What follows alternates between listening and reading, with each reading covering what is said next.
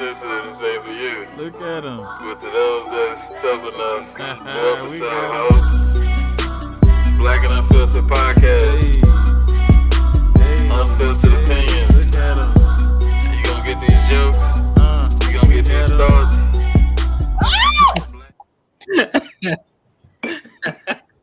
Hey man. Hey yo, this is amazing. I'm comfortable now, man. I'm not gonna lie, ladies. I was a little uptight. I was uptight, but I was a little tense because I didn't know. But y'all made me comfortable. To meet us? You talking about to meet Nah, us? I told you. you never know. Like Chichi, you should have known. You already spent time with me. You should have known what it was going to But be. you know, I can't just base your friends off of you though. You know, I mean, everybody That's got true. you know what I mean. That's So, fair. Better.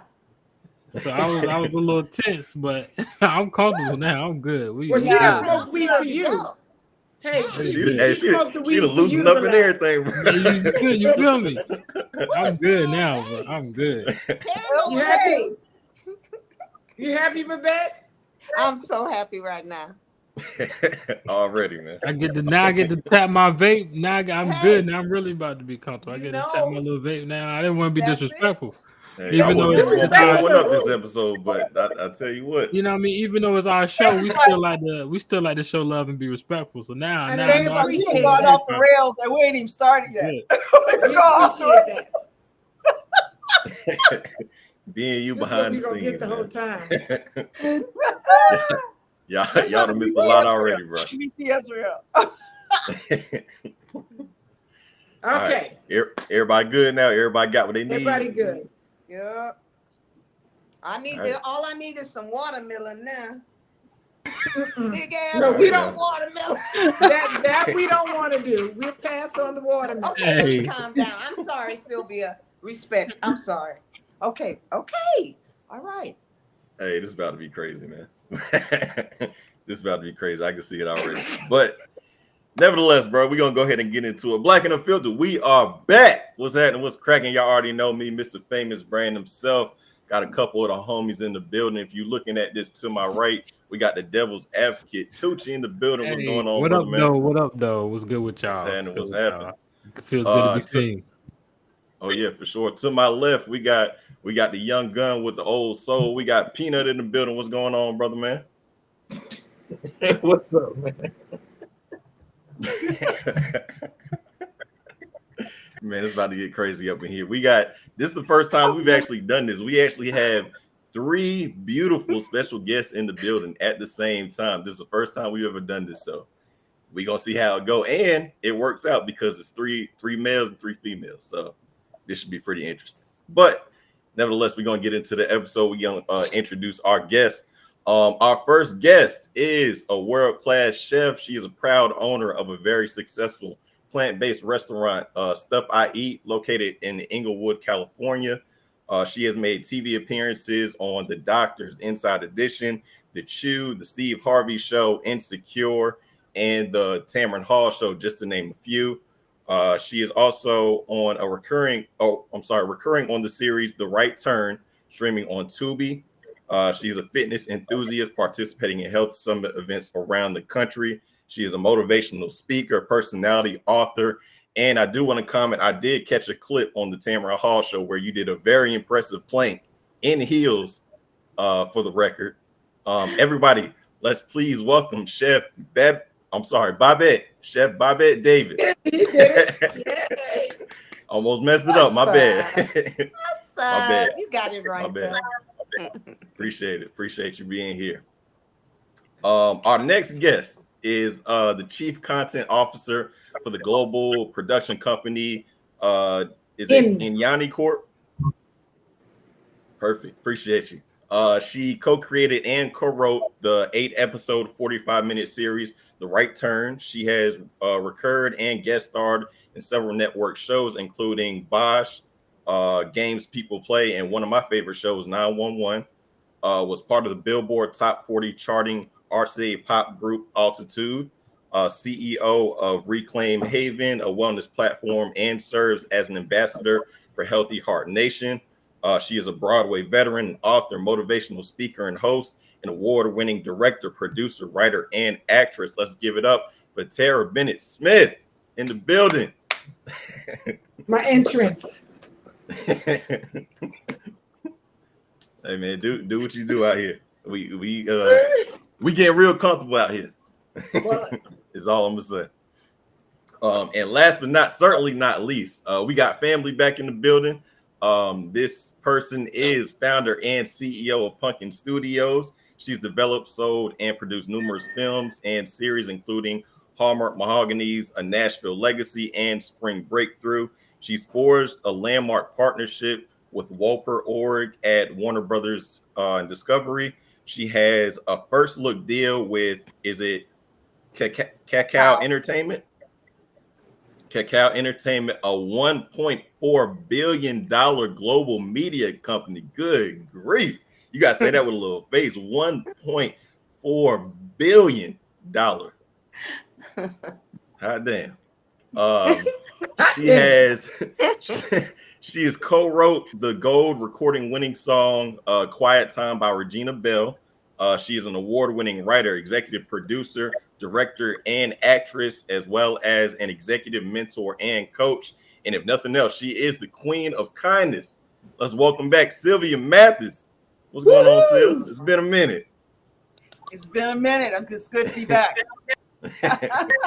Well, we always appreciate you, keeping up with us, and we appreciate you coming back on the show, bringing these two beautiful ladies with you. So we're gonna go ahead and get into everything. Chef Babette, we're gonna start with you first.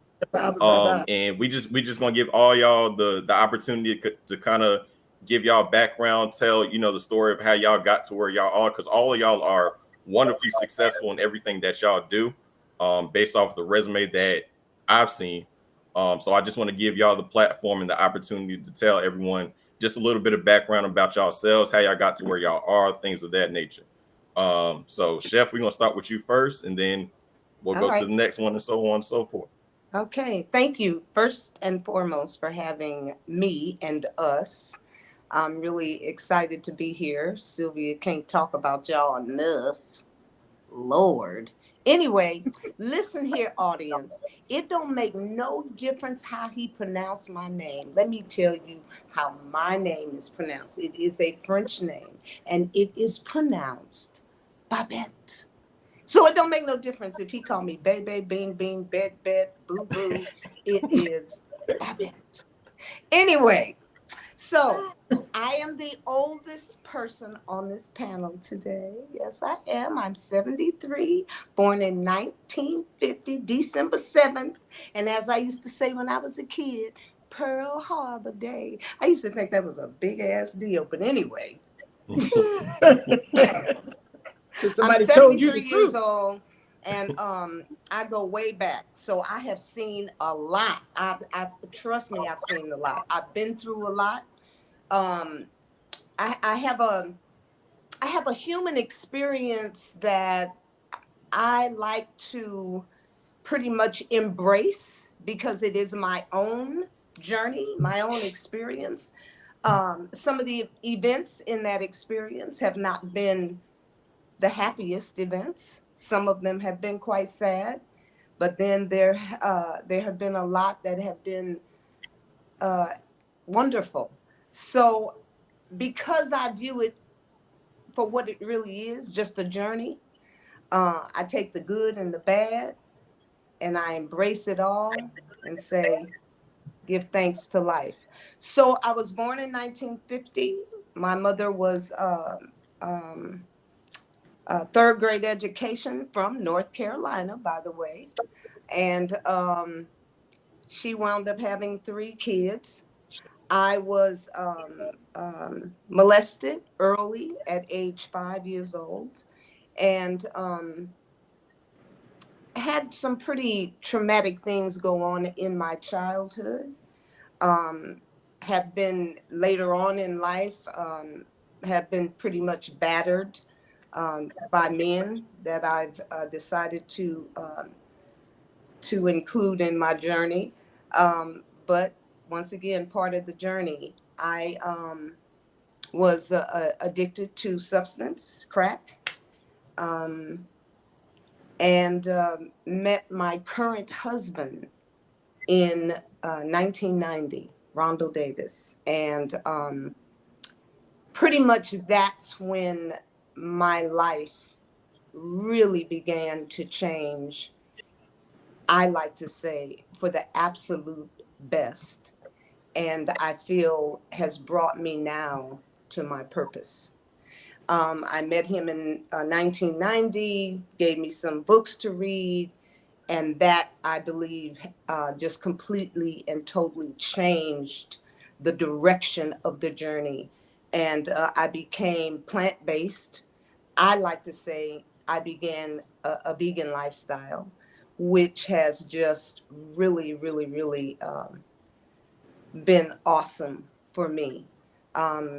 Educated myself and changed my whole lifestyle, started working out. I was about to be age 40 at the time.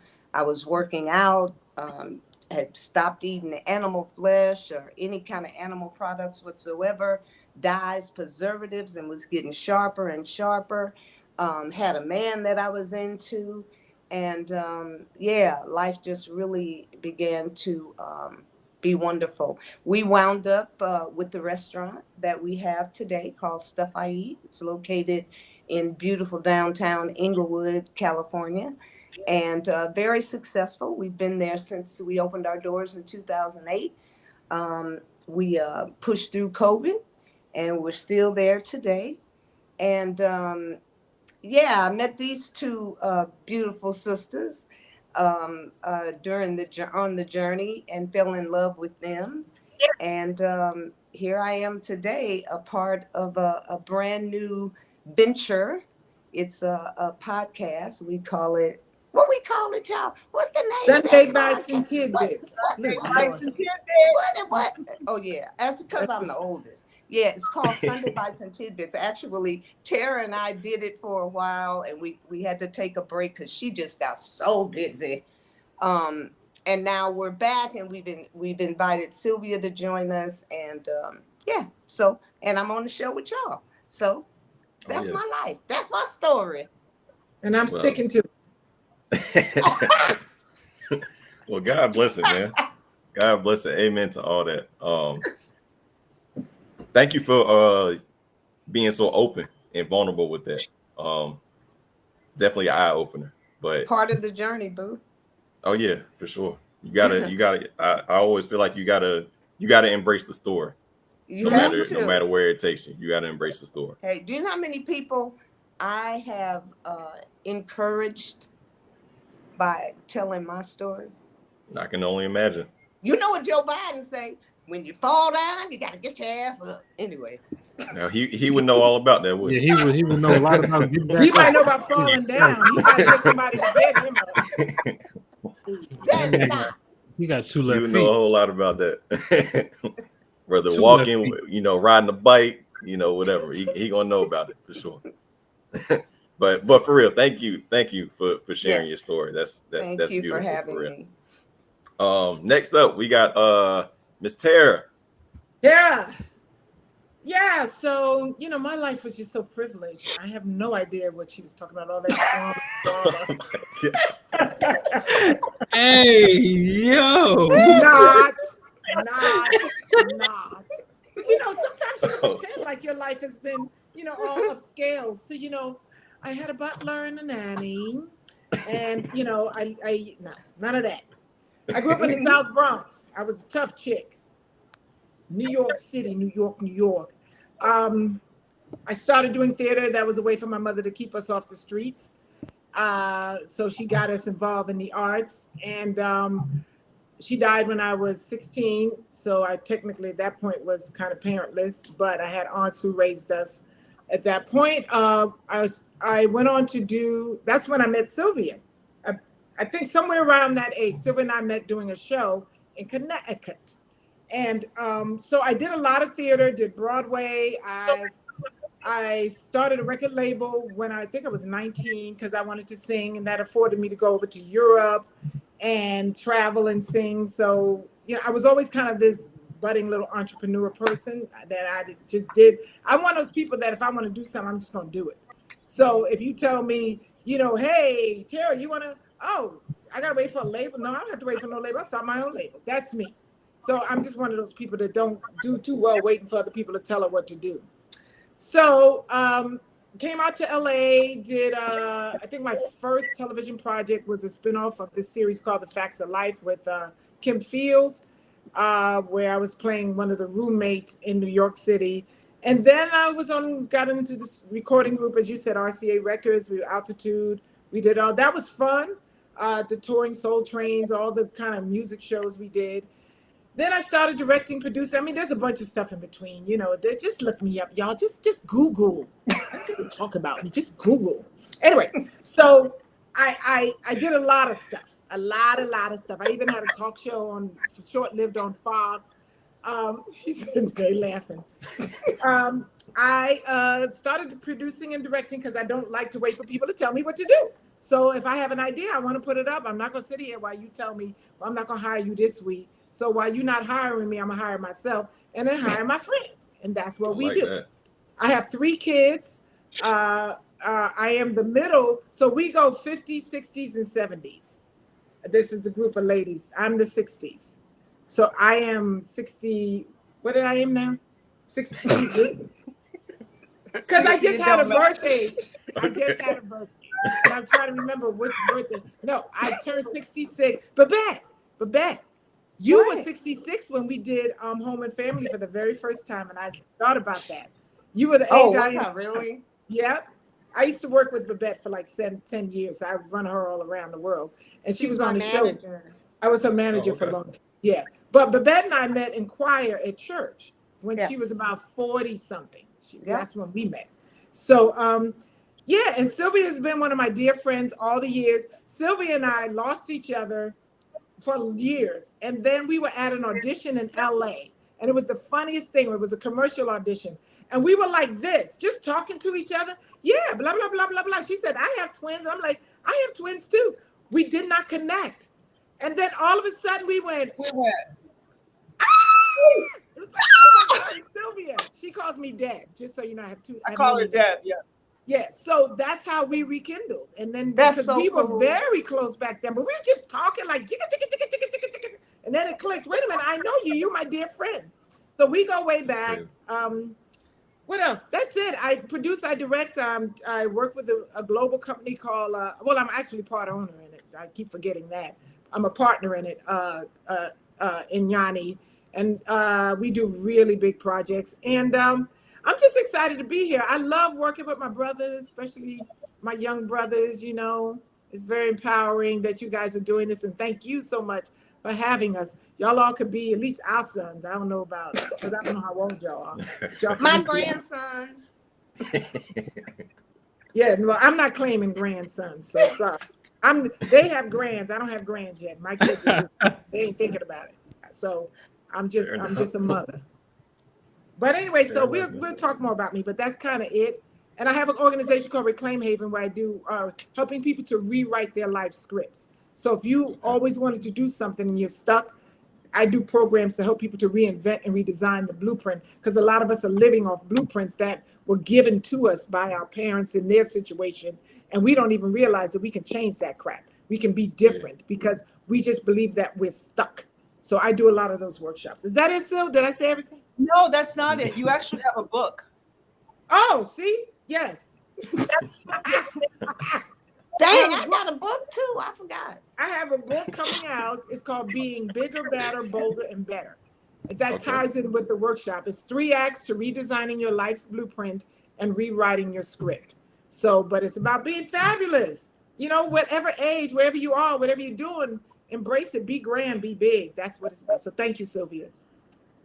And Chef, you have a book too, don't you, sister? Yeah, I have a dessert book because I got a sweet tooth, and it's called Cash In on Cashews. All raw vegan desserts. So good. Cash in on cashews. Okay. Okay, so that's it. Well, shout out to y'all, man. Appreciate you sharing. Quick question, Terrah. What you say you just had a birthday? When your birthday? June 29th. Are you a Cancer? Nah, I'm a Gemini. Mine's June 20th. Oh, you just He's missed the mark definitely to a being Gemini. great. Yeah. Definitely He a Gemini. said he's No, definitely. you just missed the greatness, but it's okay No, though. you missed the great. You know what I'm saying? You know, It's crazy. all good. My Definitely my You gotta mom make and me know my crazy mom and my cuckoo brother Gemini. Cancer. So. Them crazy That cuckoo fast, Geminis. he They just don't know did some what Gemini stuff. That fast. he, I told you. he's what. He's definitely a Gemini. That fast, he just did it. That fast, he just did it. He said, "You missed the mark." You see what I'm saying? That's that Gemini stuff. Be like that Anyway. sometimes, man. I can't control it. It be like that. But nah, for real, we do appreciate you being here. We appreciate you sharing your story and all that insight. So thank you for sure. Sil, once again, welcome back. Hey, We, good to be so here. we playing catch up with you. It's been quite a minute since you've been on the show last. So let everybody know, what's been going on, what's new, what's been happening. Fill us in. What's up? Well, first of all, I know I said it all over, social after we did our episode, and I know I talked to you a little, but I just wanted to shout the three of y'all out again. It was. I do a lot of podcasts, and I get asked to do them a lot, but it was one of the best experiences I've had as a guest on a podcast. And I was telling Babette that, and I don't even know if I told y'all this. I may have. I was nervous, not because I can do this kind of thing in my sleep, but I was nervous because of who I am and my ethos, my kindness ethos. I remember I asked you, Famous, I was like, "Are you sure you want me on the show?" Because I didn't want y'all to feel, whatever. But when we got talking, I don't even know if we had topics, but we just kind of went there, and you made me feel so comfortable, and I had the best time. And that's why I wanted to come back, and I'll keep coming back. And that's why I knew that my girls would be safe, with y'all. And so I just wanted to say that to you again and tell you thank you. A lot has happened. A lot. We survived the strike. Because remember when we talked, that we were still in the middle of all of that, right? And it's been quite a pivot and a recovery time for us. And a couple things that have happened, that one of them I'm really proud of, and I don't even know if the girls know this, but I work with kindness.org. And so one of the CEO of kindness.org, or the co-founder, is a woman named Jacqueline Lindsay, who's a really good friend of mine. Well, anyway, they are international. And for the last several months, they've been talking to me about becoming a part of the board. And it's a whole process, right? You got to go through all these interviews and do all the stuff. And 2 months ago, they made it official. And I was voted onto the board unanimously. So that for me, so. I mean, that's a big deal to me, because I can come in and I can affect policy and change, and not that they're already doing a great job, but you know what I mean? Like, just kind of weave in with the work that we're doing and all that kind of stuff. So I'm really excited about to be a voice on that platform. And I've just recently finished ghostwriting a book. It's so funny because both these ladies are published authors, and I'm a ghostwriting author. So the books that I've ghosted, my name isn't on them, but I'm excited to have participated, and I'm about to start another one here in a few weeks. So I'm excited about that. That's a part of my journey that I didn't expect, but I am a writer, but it's a very different thing to ghostwrite, because you have to write it in the person's voice. And you have to, it's not like you're writing what's coming out of you. You have to write it in their voice and be authentically them, so that when people read it, they feel like they're reading their book. And that's definitely a challenge. I know I was talking to Deb about the fact that I was working on a script for a film called Holiday Smile that Antoine Allen is directing. If you guys know the film Lola or Lola 2, Antoine directed that. Those two films, he's directing this thing called Holiday Smile. Well, I was writing the script while I was working on that book. It was weird. So I just had to put it was weird. But anyway, that's almost done. And, that's done now. And we got, a few films, 8 in development right now. Hey, you said a few. She said a few. And I'm also on Deb's show, on Terrah's show, which is really, really exciting to me. The Right Turn. I'm a recurring on The Right Turn. Really he plays exciting. my cousin. I do. And so I mean, I don't know. I think what else is happening? There's so much happening, you know. But I think that's it for right now. We can cover it as we keep talking. I'm about to say, yeah, you definitely got a lot going on, which I mean I Oh, expected. yeah. But Sil, you busy, Sil. yeah. Busy and been busy. We definitely appreciate your time. Sheesh. Oh yeah, for sure. For sure. We appreciate all y'all time, man. Thank y'all for being here. Once again, I know, and I always say time is everything. So the fact that y'all able to take this time, you know, just to kick it with us is highly appreciated for sure. Thanks we for respecting it. Yes, and Sylvia talked so highly of you guys that y'all got to come on our show at some point too. Yes. Yeah. Oh, please. Yeah, let us know. Yeah, Let us know, absolutely. yeah. Down for that. Definitely down for that. For sure. Yeah. We appreciate the invite. I know we're going to talk about it later, but I did want to say Sunday Bites and Tidbits, I'm really excited about. Really, yeah. really, really excited. I mean, Yeah, talk. Y'all can talk about that now. But it's their baby, Well, and they invited initially when Babette and it was during COVID, and I don't even know why we started it, but we just want maybe something to do. Oh, What you I drinking? remember why we started it. Why? We were asked to start it by vegan Jane, I know, but I vegan- had already thought about doing something before. Oh, we just I put did. it on her platform. Oh, okay. But anyway, so at that point it was Jane more Velez focused around- Mitchell. Yeah, it was more focused on being vegan and eating healthy. And because, you know, over the time, for me, I don't promote it as much as others. I promote overall healthiness.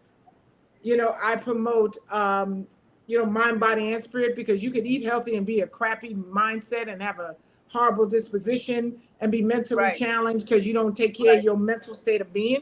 And I think that the important is just as important as what you put in your body is you got to take care of that mind. You got to take care of your body too, so that when you get 66, 56, you know, because people are falling apart at 40, you know, where they can't even touch their toes and they're like, girl, my hip, my knee, my leg.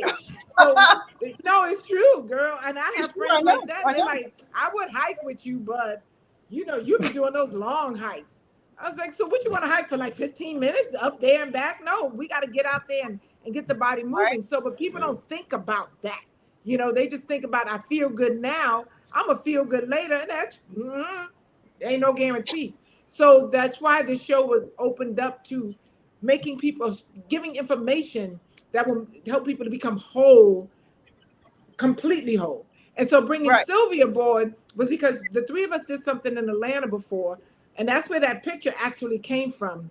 About a year ago, we took this picture, just a shot sitting in the thing. And I always love that picture. Plus, Silvia is, you know, Silvia and I are very similar in how we operate. And I knew I could work with her.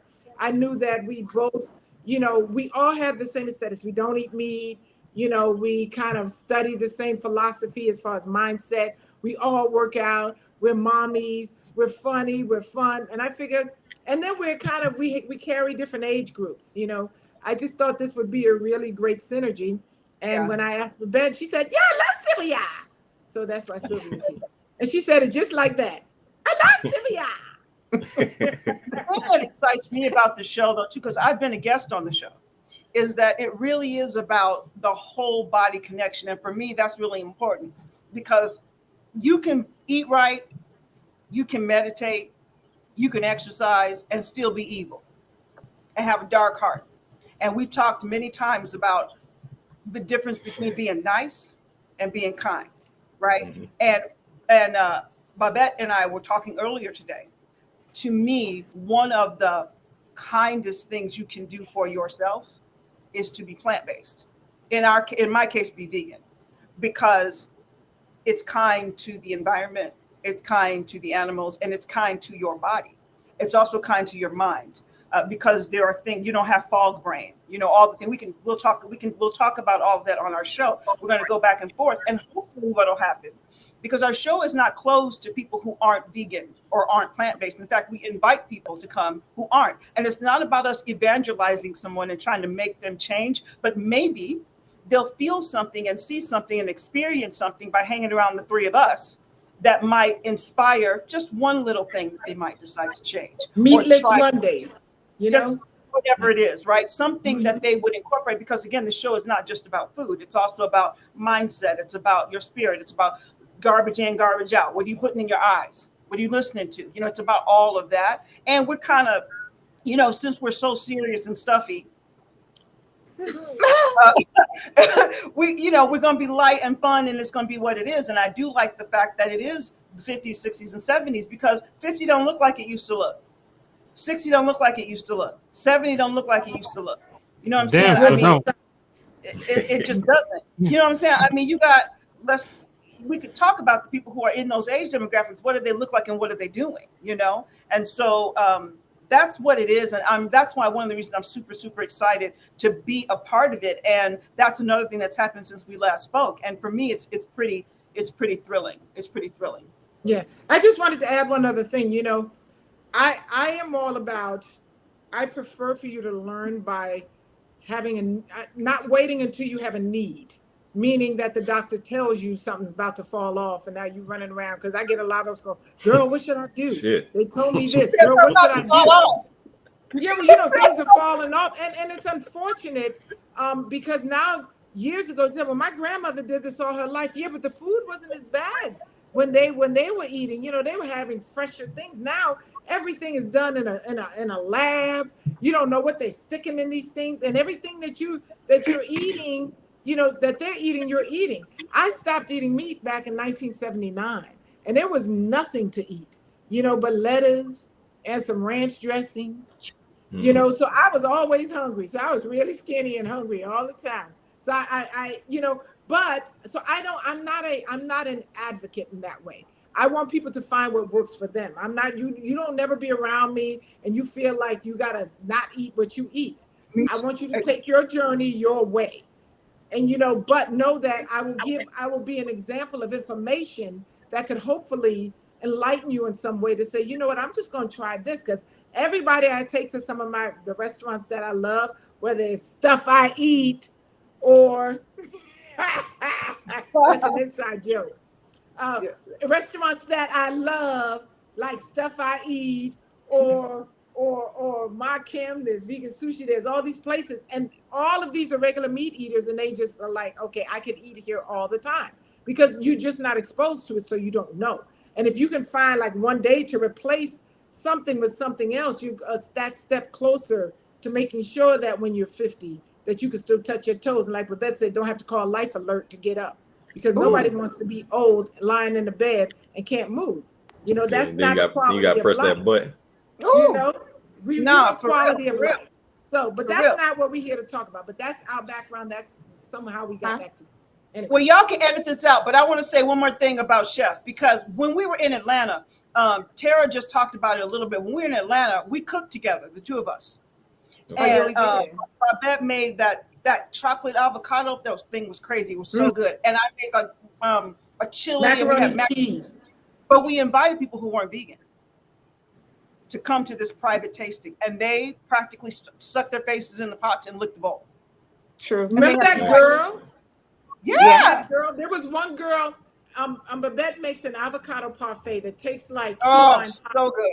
And so she saw us making it. She prepared it. So Babette gave her some, and then she took the spoon. She had it like this, and I'm watching her because she's talking to her friend, and she like talking low. Oh, you missed them. And she had that look, and so she picked it up on the spoon, and she went like this, like this is how you gonna get it in your mouth. She went.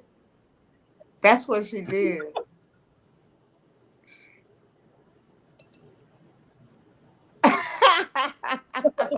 Good. That's exactly what she did, and it happens all the time.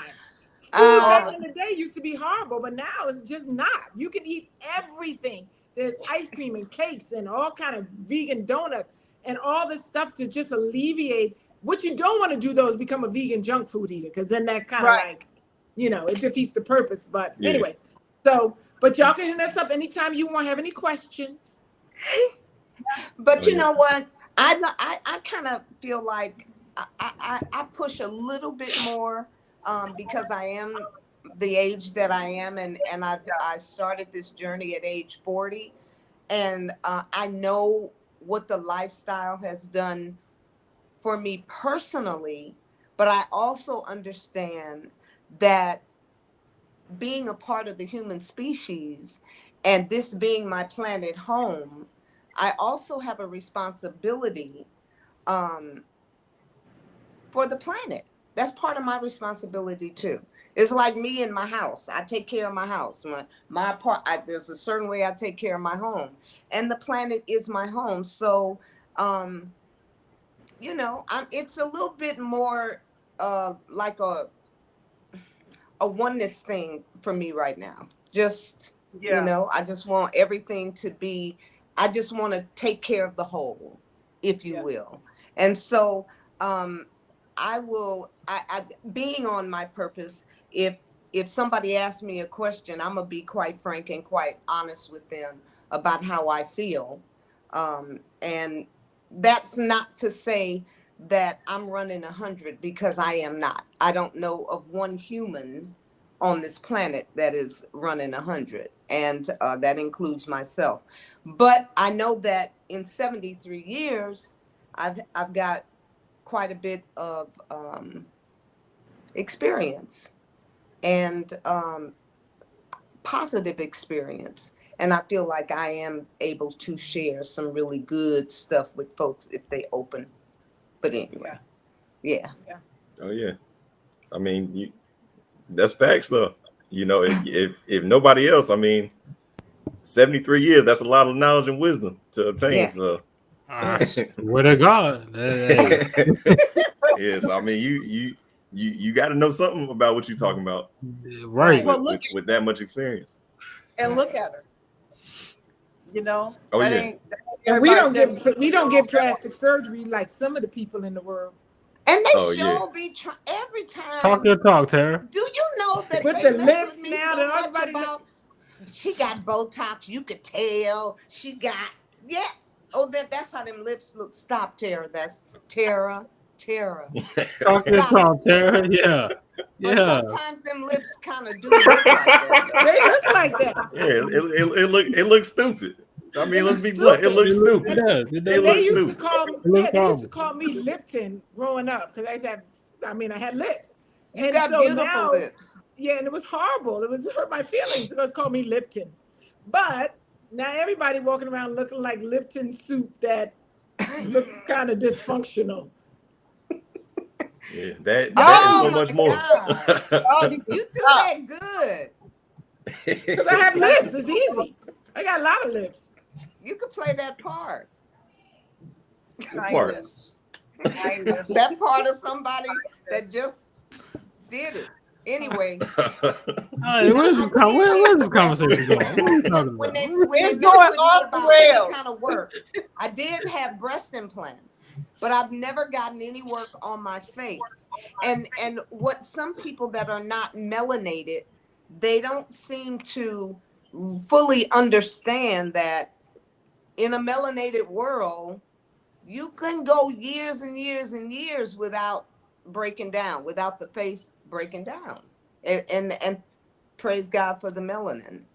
But it's also because of what we eat. We're eating things that create cell renewal, that speed up cell renewal and keep the collagen production. My lifestyle, obviously, but really and truly, when you look people that have a lot of melanin, especially if you go to like Africa, and people are very, very melanated, whether they eating my diet or not, man, that skin holds up in the sun. It don't matter. But they done tortured us enough. The least we could have is some good skin.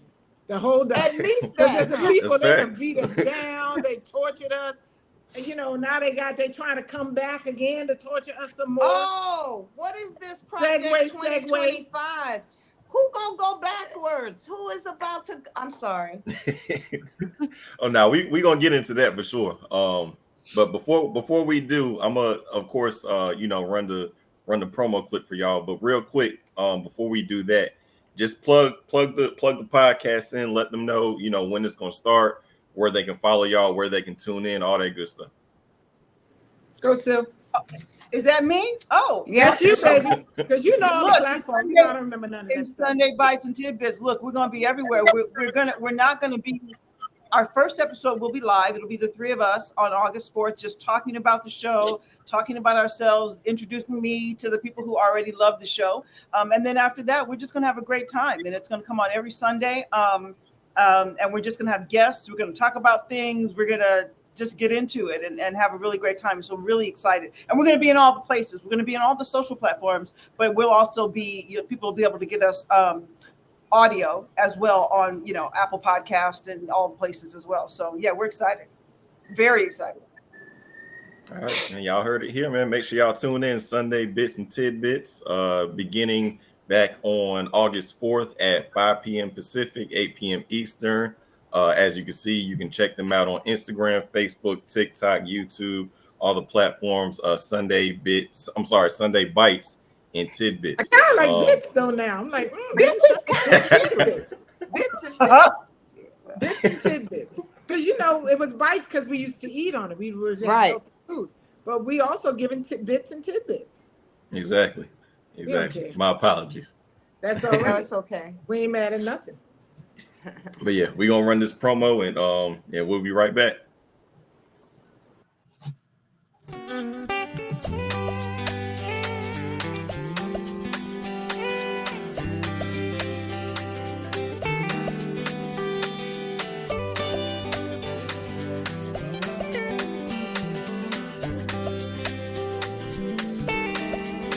I may not look like you, but it's alright. I may not think like you, but it's alright.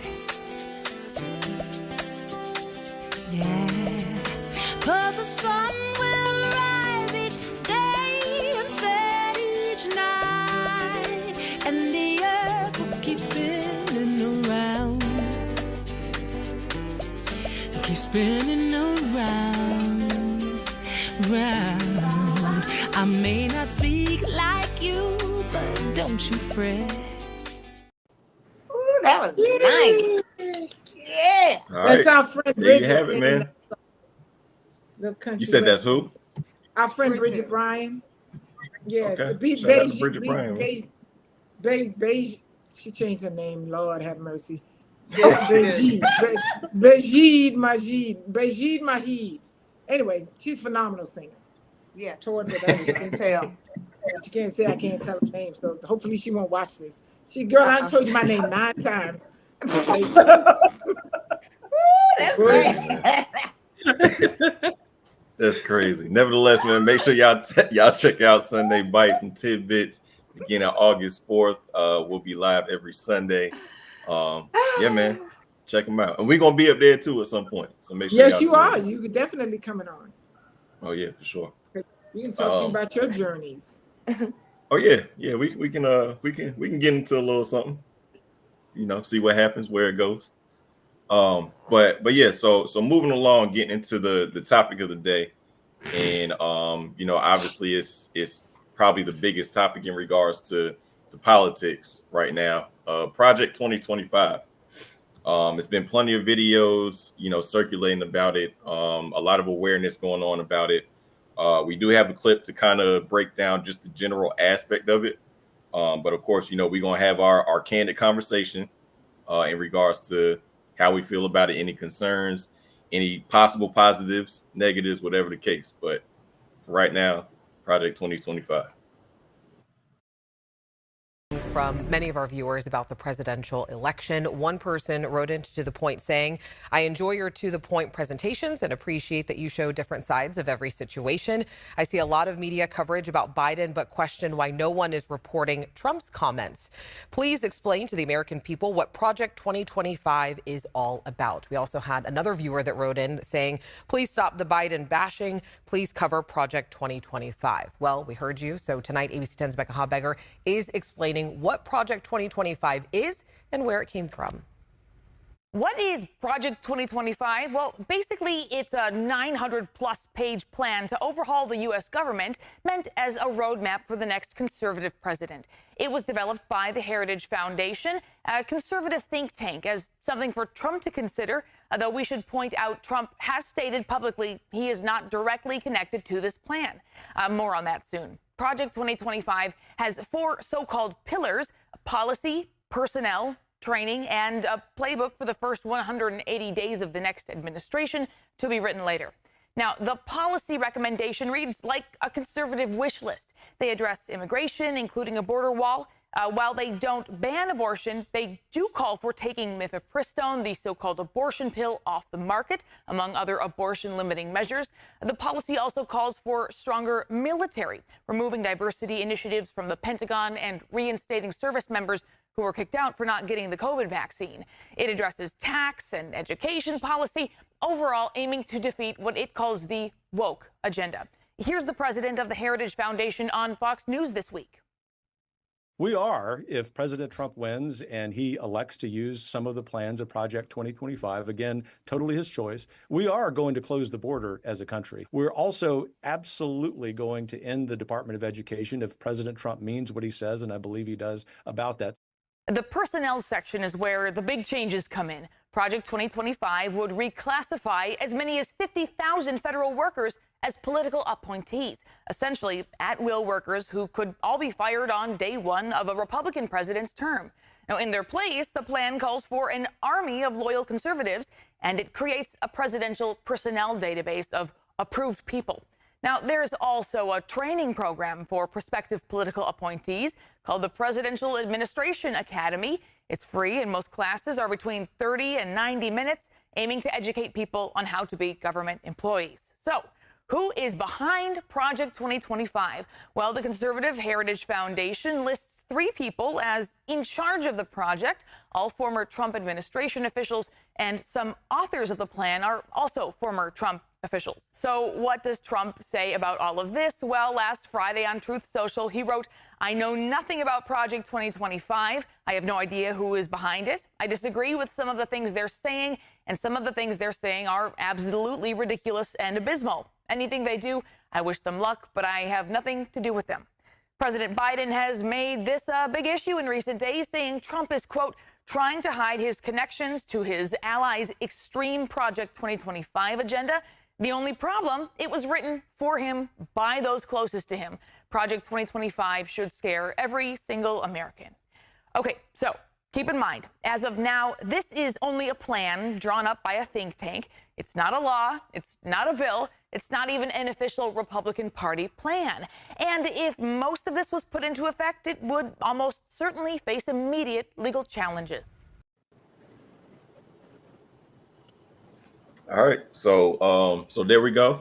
You know, just like I said, a breakdown of the general aspect of Project 2025. The complete document is somewhere around like 900 pages. So, you know, if you do decide to take the time to read it, then, you know, I would encourage it. You may not, you know, want to take the time to read the whole thing, but you can obviously, we have the internet, so you can Google, you know, try to find maybe the main points. Like I said, there's plenty of videos circulating on social media, the news, things of that nature. The thing that I find the funniest about it is how Trump is trying to deny it, I guess, to a degree. But the 3 main individuals that composed it were individuals from your camp, but you know nothing of it. But that's, I mean, gaslighting. You know, he knows. You know, that's kind of weird to me. But he talked about it. He talked about it years ago. Them putting together this kind of plan. He discussed it. He lying, and all his folks wrote it. Come on. Yeah, the distancing, because you know he don't want to turn some people off right now. But you know, we all been down this road. You know. Well, he turned a whole bunch of people off when he got involved with Roe v. Wade. He turned a whole bunch of people off. But the problem with Project 2025 is it's going to affect too many communities of color. Period. Yeah. Too much of it. And you know, it's like a bit over the top as far as I'm concerned. I'm not thrilled about this. I don't like it. And especially if it is his handbook, as he tries to have another run as president. Who voting for him anyway? There are a lot of people who vote for him, Yeah, unfortunately. but something is wrong. Something is wrong. It's got to be the food. Look, Sylvia, it has got to be the chemicals in the food that these folks is eating. Because Donald Trump lied about everything but his name. That is, he lied about the size of his hands versus he just be lying. Okay, so You said versus.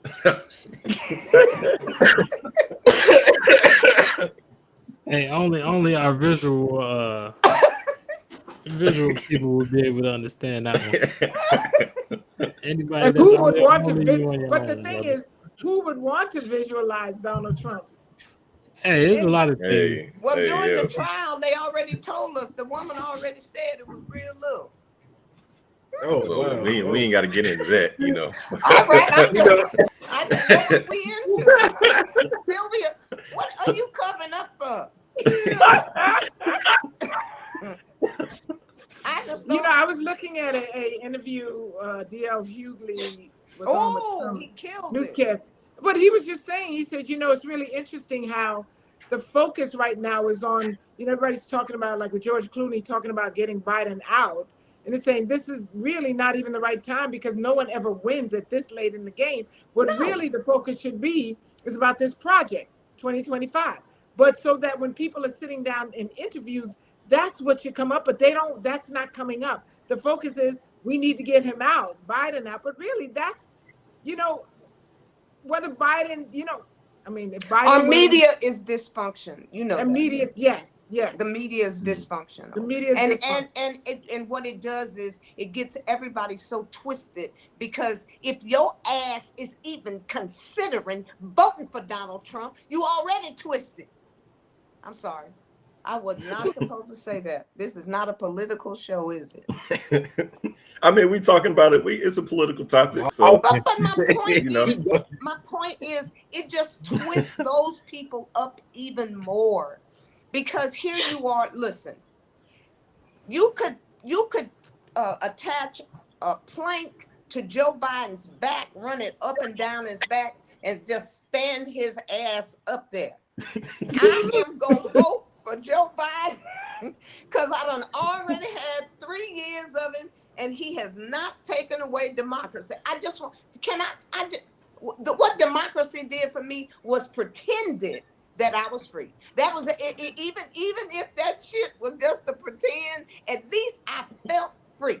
But this Project 2025, baby, no, this is not about to be correct. Black people, y'all better be paying attention to this. They done come up with the crap. I'm gonna say it like this: they done come up with the shit, y'all. They done come up with the shit. Okay. Somebody else can speak. I'm sorry.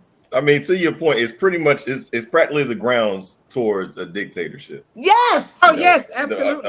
A possible dictatorship. Sylvia, you want to say something? Go ahead, honey. She had a hand. Yeah, I have so many thoughts. I'm sure. So many thoughts. One of my major concerns is that this isn't new. No. Project 2025 wasn't conceived recently. It was conceived back when Ronald Reagan was in office. Yeah, Ronald Reagan. Many of his 60%. and listen. And so I learned that today. I didn't actually know that. And what concerns me about it is the way they look. I love God. You know, I'm a very open person who loves God. I told Babette I will pray in the spirit, read my Bible, do my chakras, and meditate all at the same time. Because for me meditating, doing my chakras, and understanding who I am metaphysically doesn't take away from what my relationship with Jesus. So what bothers me is the way they try to tie all this stuff to Christians. Yeah, it's not. It's a very small group of people who have a certain kind of Christianity that's not about love.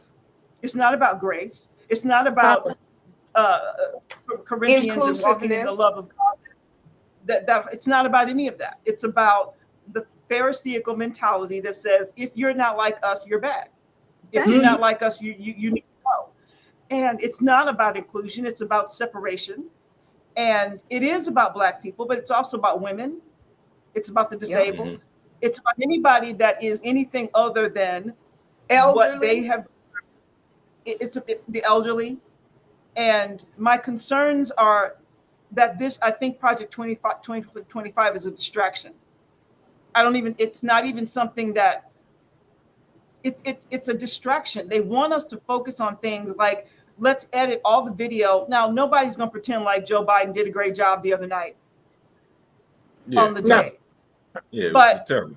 What should have happened is somebody on his team should have said, you took some cold medicine, you're already old. And I mean like old, not young old like Babette, but old. Don't do it. You don't have to do it tonight. Wait till you feel better. But he didn't. But be that as it may, they're going to take the worst sound bites, the stuff that makes him sound crazy. And what's really insane about it is Donald Trump displays as many, if not more, symptoms of dementia. Yes. Yes, they neck and neck as far as I'm concerned. Is the cuckoo who flew over But the you know cuckoo. what? Joe Biden. I mean, they both old farts. Joe so. Biden ain't as messed up as Donald Trump. Donald Trump is stupid. No, and old. But this isn't even really about. For me, it is about Donald Trump, but it's really more about creating a space where America loses its ability to be America. And we already live in a country that we have spent our lives trying to love that hasn't always loved us back. Mm-hmm. But it's like that boy that you like who acts like he likes you and he calls you in and then he pops you upside the head and then he calls you back in and pops you upside the head. That's kind of how I felt in this country sometimes. But because I'm also indigenous, I'm also Cherokee. So for me, I have the heritage of being Cherokee, plus being Black, plus being a woman, plus being the mother of children with, adult children who are on the spectrum. And I'm married to a white guy the reality is for him, this whole thing probably makes him more angry because he is over 60, white, Christian. So when he walks down the street, the instant thought is you're like them. Mm-hmm. And it just makes him want to, he just gets the way he gets because you think, Babette, that you're passionate about Donald, you should hear him talk about it. It's a whole other thing. And so all of that to say, as I was studying, you guys made me really dig into Project 2025 because I knew about it, but I hadn't taken the time to really delve, which I did this week. And if y'all do want to put that young lady, like not right now, but at some point, pop a clip of her or something so people can watch what that young lady did that I sent y'all, because she breaks it down in ways that, she's talking about abortion. She's talking about, they want to get rid of the FBI. They want to get rid of the department, get rid of the Department of Education. I mean, it's like, they want to get rid of anything that has to do with anything about true history rather than the history that was contrived to create an army of followers and the history. It's not okay, but we got to stay focused because what I said to Babette earlier was when I bring it all together, I believe that what you focus on expands. What you give energy to gets bigger. It gets bigger. The thing that you talk about gets louder. And so there is a scripture that I love. It says where sin abounds, madness, all the grace does much more abound. And he might think that he's running something. He ain't running nothing. This is God's thing. And the people of God who really love God and who really have a heart for God and who really have a heart for as Babette was saying, oneness. We have to spend as much time, if not more time, as my grandma used to say, on our knees or in that space of creating and empowering the reality that we want rather than the one that's trying to be thrust upon us. And you know what I mean? There's one day I was in the supermarket and a white gentleman, this was it Obama or somebody? I think it was one of the other elections, older gentleman. And he says, just talking to me like, waiting online. this country, I don't know, man. It's just COVID. It's COVID. This country, I don't know. There's so much craziness going on. We just want to get back to when it was just good to be here. And I looked at him and I said, for who? Because in his head, he didn't even associate the fact that my experience and people that I know that look like me, the experience is very, very different. Totally so please different. tell me where we going back to. So when we talk about, and I'm tying this back to Bites and Tidbits, because when we talk about blueprints, remember I said changing that blueprint, most of these people don't even know why they don't like something. They were just, and it's ingrained, your parents didn't like, so you didn't like, and so now everybody passes down the I don't like, but they don't even know why. When they spend time with you, when they sit with you, they're like, man, this is so cool. Did you see that thing where Charlie Murphy was talking about in a clip? He said, man, there was these two Ku Klux, the two guys from the Klan, and they were at some little bar, Charlie and some other guy, and they came up to Charlie Murphy and said, man, we just love your show. That's the one time we love niggas is when we watching your show. And then when we done, we go back to not liking you. He said, but we watch that show and we have a good time. Now, the going back to it is just a conditioning. What do you sit here and you enjoying these people. People they don't even know why they're rooting. They're rooting because somehow it's ingrained that they are supposed to be the ones up here. And as soon as that looks like it was being taken away when Obama came in, it became a big headache. It's like, y'all can't take over. This country you can't belong to y'all. It's like this country started by them saying that melanated people are monsters. That's how the country started. The founders, the people that came over here and took it from the Native Americans. That is what they taught.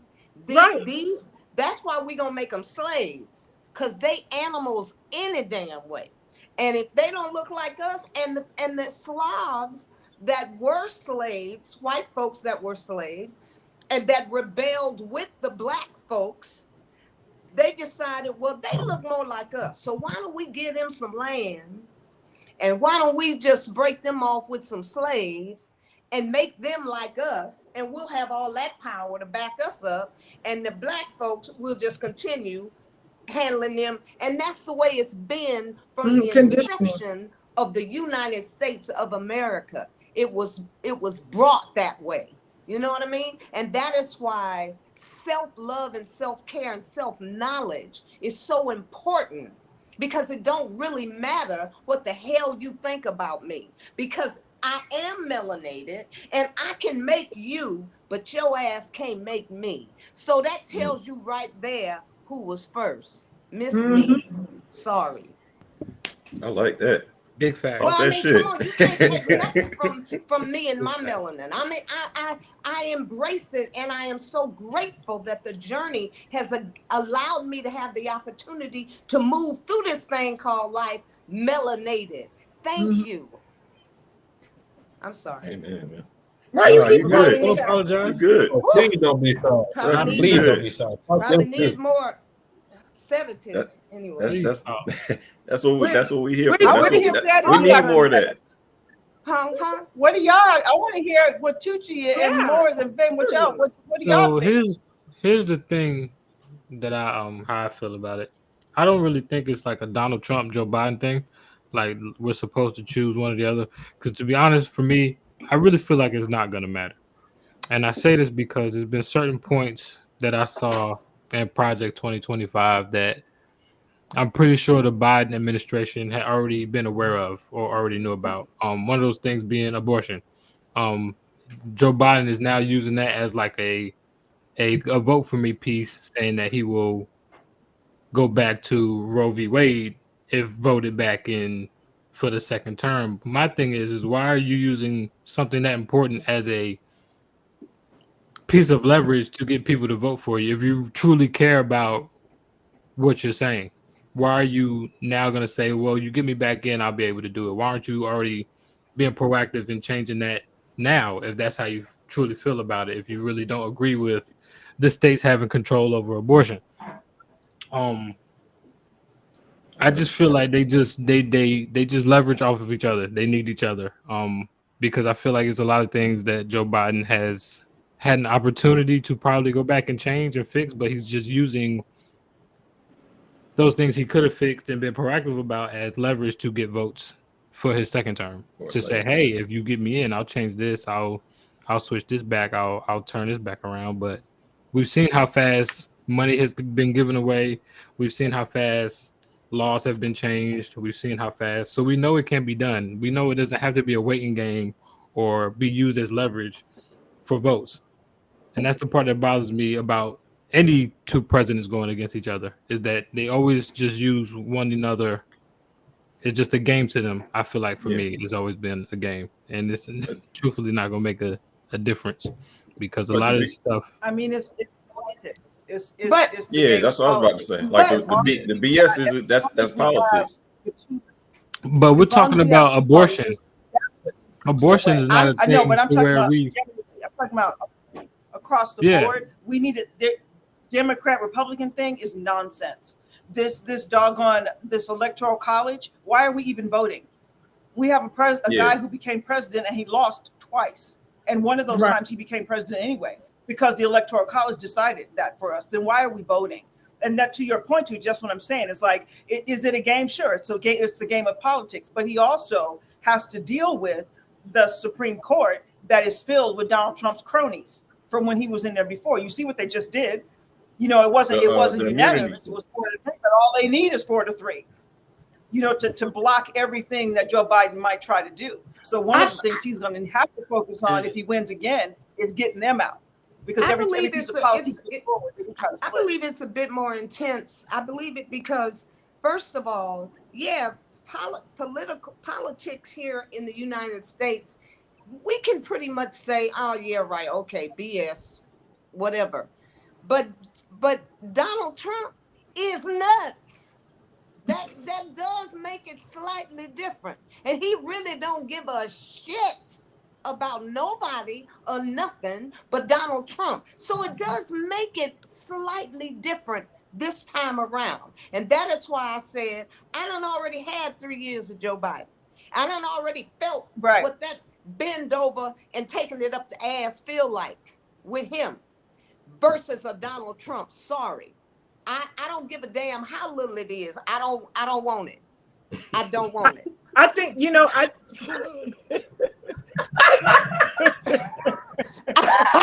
don't want it.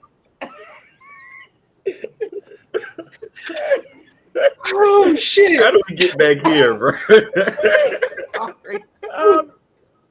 What was I gonna say? I just had a visual of you with your Don Don. That's crazy. You done gave him a nickname, Don Don. What was I gonna say? Doggone it. Man, I forgot. It'll come back. Anyway. Maury, what you got to say next? What you got to say? You ain't said nothing. He does like, I ain't got nothing to say. Nah, it's the He whole got the Project prettiest 20. face. Oh, I know what That's what he's saying. I look the best. thing. Anyway, I'm sorry. He cute. Nah, the whole thing is so cute. it's crap to me, because how do we have a $22 million budget for a 180-day plan, but we still can't afford to pay teachers? And then you're talking about cutting teachers' jobs, and we have teachers doing odd jobs. So now their degree is pointless. You're talking about taking a woman's right from her. Why take that from her? Like, what's the motive behind that? What do you gain from taking that? Power. Man, I'm happy. Domination. Control. They make it like what was the name of that show? What was the name of that show? Hell yeah. Mm-hmm. Power and control. That is what they about. What else? Yeah. And Joe Biden, he can't hardly stand up. So it's a little bit more about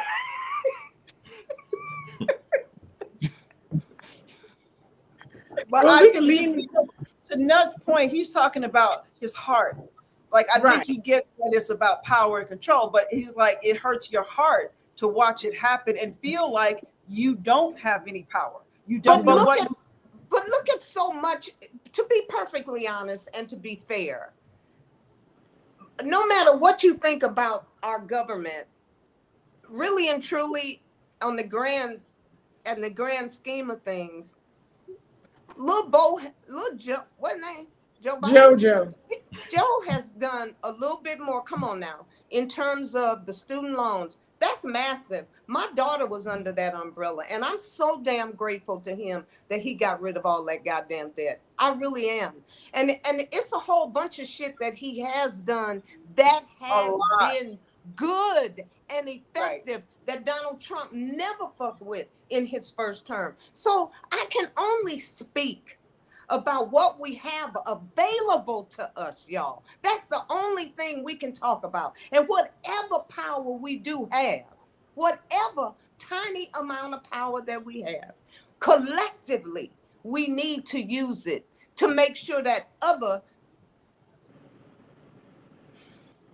anyway. I know I'm the oldest person in the room, and I know. But that don't have anything to do. Look, no, but I'm just saying, and a lot of time older people feel a little bit differently as it pertains to, I've lived it so many different presidents, and I know what I've seen, and I do know I was a part of the Nation of Islam. So there's a whole bunch about the bullshit that I'm not into. I really do get it, but right now, we in a space where collectively we got to do one thing or the other. We just have one of the things that we can do, we are doing right here. And there are a lot that you love America, hate America is ours. This, it's like when you got that crazy cousin that y'all jab, but then somebody else come after him and the whole family like, hey, that he may be crazy, but he's my cousin. You don't touch it. That's kind of what America is, Yeah. And the fact that we can sit here together and do what we're doing right now is progress. And we can be mad about. We can talk about what we're talking about. We can say what we feel, and ain't nobody gonna come and show up at the house and arrest us and shut us down. Well, not today. I mean, not yet. Not today. Right, I know, but my point is we have this right now, is what I'm trying to say. Right. And what we may not feel like we have a voice, but the voice that we have, we're using here right now. And you guys have given all 6 of us the opportunity to come here and just talk about what matters to us and what's important to us. And, to whatever degree, fearlessly. You know what I'm saying? I mean, they always listen and whatever, but we all sitting here, we're going to get off this podcast and we're going to go have dinner, whatever. We ain't, you know what I'm saying? Nobody going to drag us off to a prison camp because we did this. And so that's what I'm saying. That's something to celebrate. Just like you said, Babette, it's like, no, he ain't perfect. But the truth is, y'all, if you get elected to become the president, everybody loves you for like 4 days. And then 10 days, 20 because you don't get to do, but you don't. But 30 days later, half the country hates you again. So it's like that's just what it is. It just is that.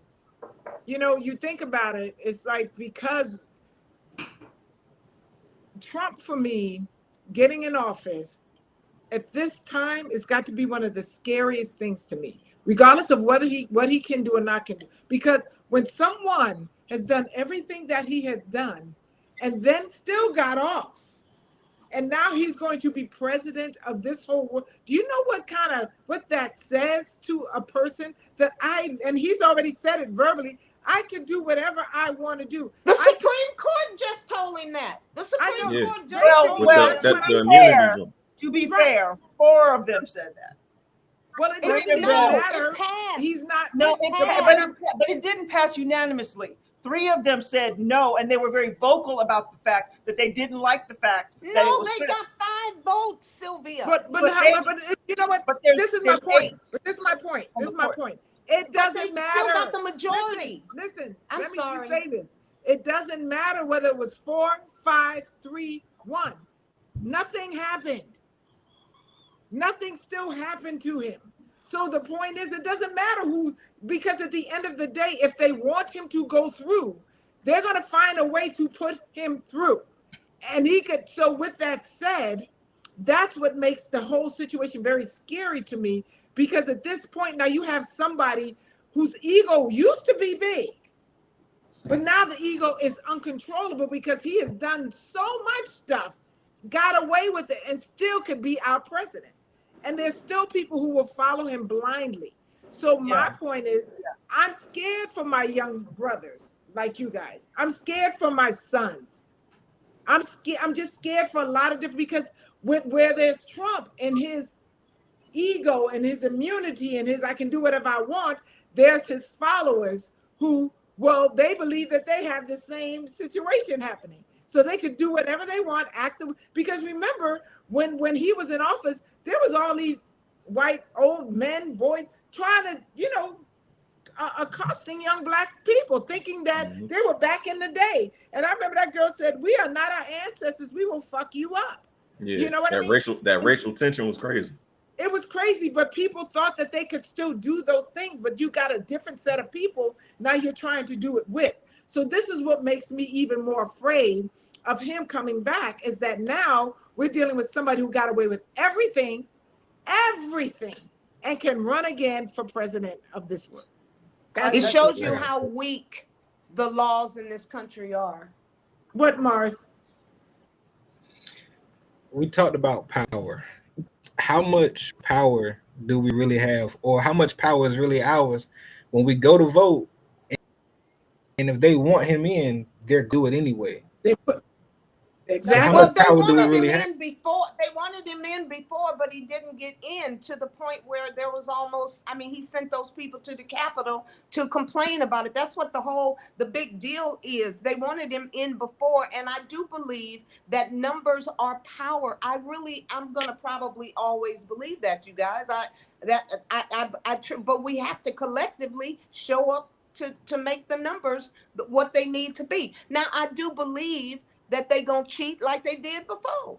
And I do believe that they will. But if we don't do our part, it's just like when I'm talking about, we all have a responsibility to take care of the planet home. So whatever it is we do as an individual, there are consequences, whether the consequences are to yourself or to some part of the whole. That's all I'm saying. And in terms of us just collectively showing up, saying, you know what, it's going to take me 15 minutes. I'm going to go ahead and do this.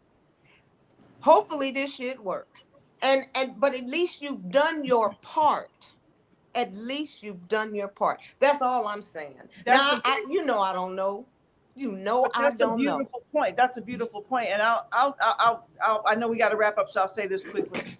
I was listening to what's being said, and the fear and the anger and all that we all feel.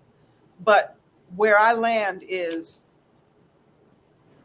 Donald Trump and the United States of America, the political system here, is not my source.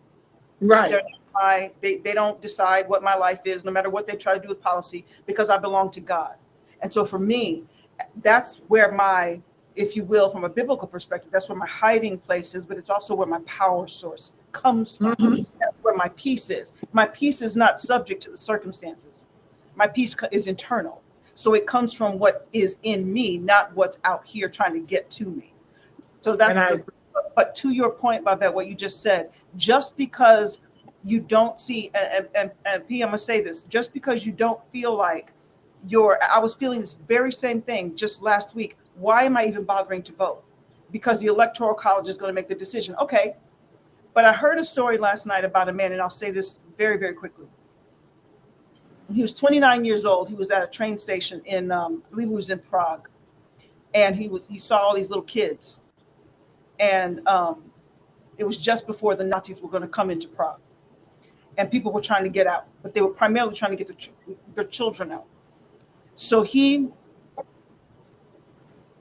figured out a way to basically do what it took to get as many children out as he could. He couldn't get them all out. He got 600 of them out. But for those 600, that was life-changing. He didn't sit around worrying about the thousands he couldn't get out. He focused on the 600 that he could get out. And he never told anybody about it. So all these years later, at 100 and I think he was 98 years old, they all showed up at a benefit for him, and he didn't know who they were.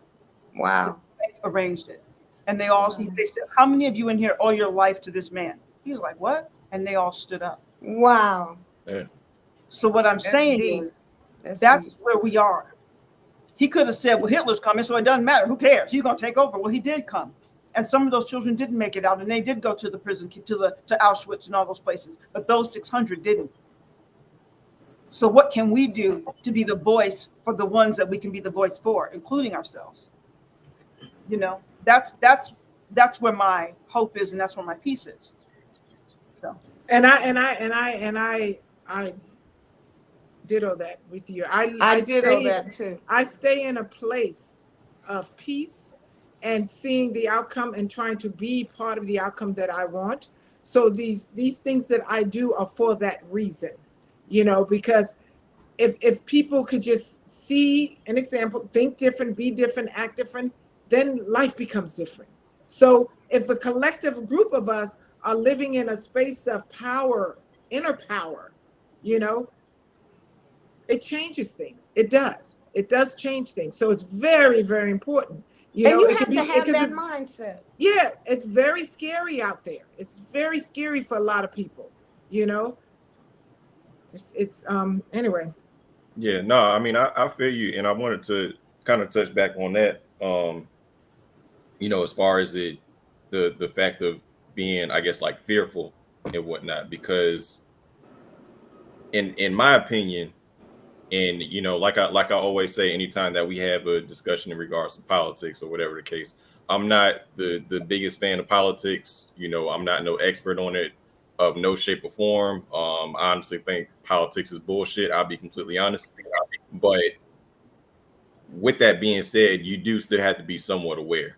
And I say all that to say, you know, as far as going back to being fearful, I feel like that Donald Trump getting elected is going to be like a revenge tour, because one of the things that has been mentioned, if I'm not mistaken, is him wanting to pardon everybody that was involved in the January 6th event that happened. And my thing with that is, you know, earlier we were talking about like how the racial tension was, you know, at a high and whatnot when he was in office.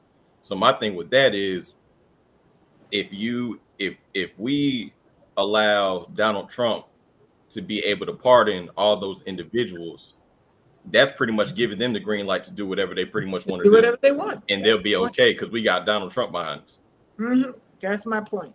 So he can also pardon himself because he did get convicted. He is a felon, but he can also pardon himself. So, but again, you know, it comes full circle, you guys.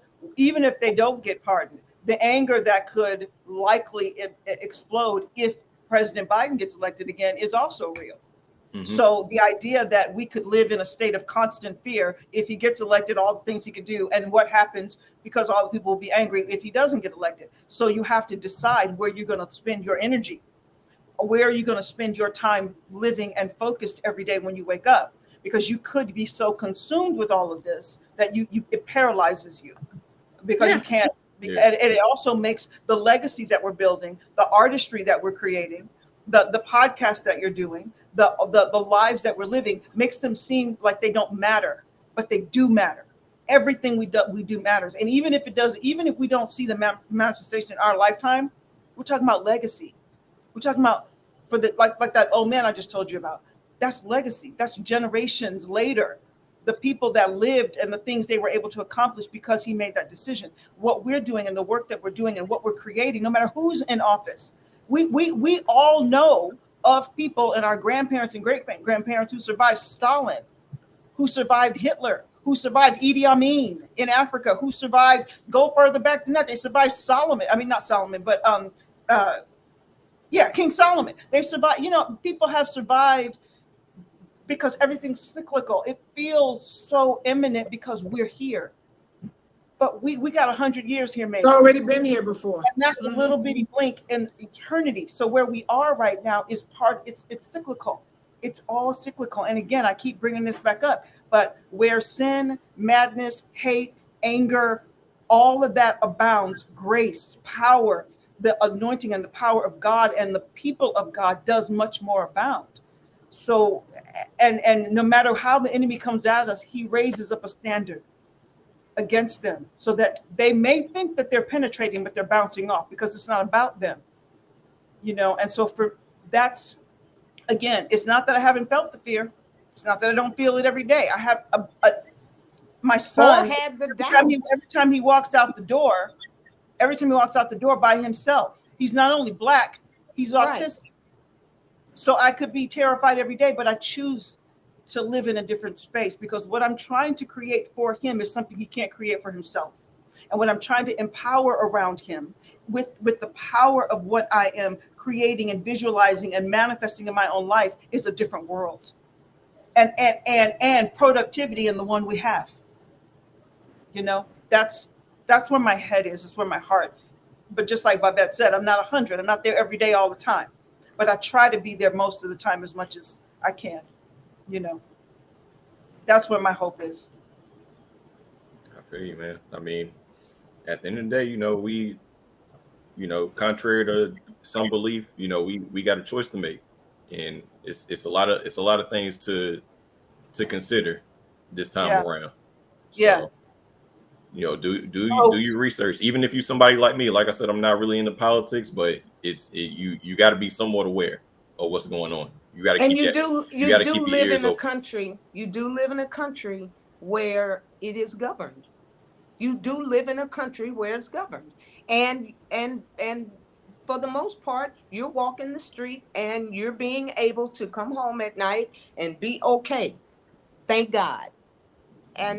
But if we were not living in a country that has laws and rules and regulations, can you imagine how insane it's already insane? Can you imagine how even more insane it would be? So, I mean, we're supposed to be the ones. Never mind. Let me hush. Look, I'm down to 4%. Are we about to be done? Because my shit gonna die in a minute. Get a plug. Where's your plug? I did. I put it in, and it's got you saw it plug it in. Yeah, it's got the little thing, but it keeps going down.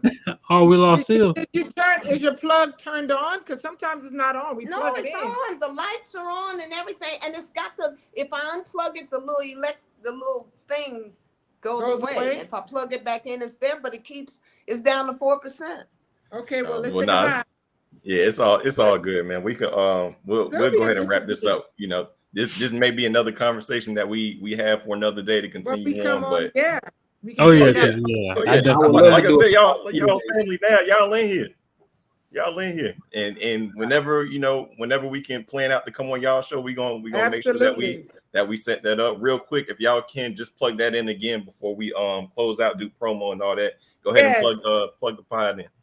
Yes, Sunday Bites and Tidbits coming your way beginning August 4th for the live. And then after that, every Sunday will be taped and we'll be on all the platforms, IG, Facebook, TikTok, YouTube. And you're going to learn so much about so many different things. So join in and we'll see you there, 5 p.m. Pacific time. Sure, man. Well, once again, thank y'all for being here. Y'all showed us a great time. I hope we showed y'all a great time. Oh yeah. So we got so I'll make sure I communicate with her and all that. But for real, we highly appreciate y'all. Thank y'all. Y'all were phenomenal. Amazing. Y'all were amazing. I'm not gonna lie, y'all kind of caught us off guard at first, but everybody, we all good. We comfortable. We family. We here. So y'all welcome back anytime. All right, Peanut. Now you know you cute, Peanut. Now you know you cute. Ain't got no comment. We have to control on grandma here. No, she's just fine. got that pretty skin, she is fine. and that pretty beard. Look that boy melanated. Y'all are melanated. They can't get around that part. Melanated men. Well, thank you guys so much for having us. It was a wonderful time. I'm going to make some of my cookies now because I need some cookies. All right, and y'all know what I need to go do. Yeah. Well, man, on that note, we're going to go ahead and close this out, man. You already know the podcast is sponsored in part by the famous brand. Get your dip, buffalo chicken dip, shrimp and crab dip, Philly cheesesteak dip, Cajun jambalaya dip, only with the famous brand. Hit me up, Instagram at SmoothD620, Facebook, Darnell I'm Famous Brown. Like, share, and subscribe to my YouTube and the BlackTube channel, The Famous Brand. Any inquiries in regards to The Famous Brand, you can hit me up at the_famous_brand at yahoo.com. Once again, get your dip, The Famous Brand, man. Make sure y'all check out Black and Unfiltered. Follow us on all platforms. We on Instagram, we on Facebook, we on YouTube, we on the BlackTube. Any bookings, opportunities, inquiries, you can hit us up at blackandunfilteredent@gmail.com.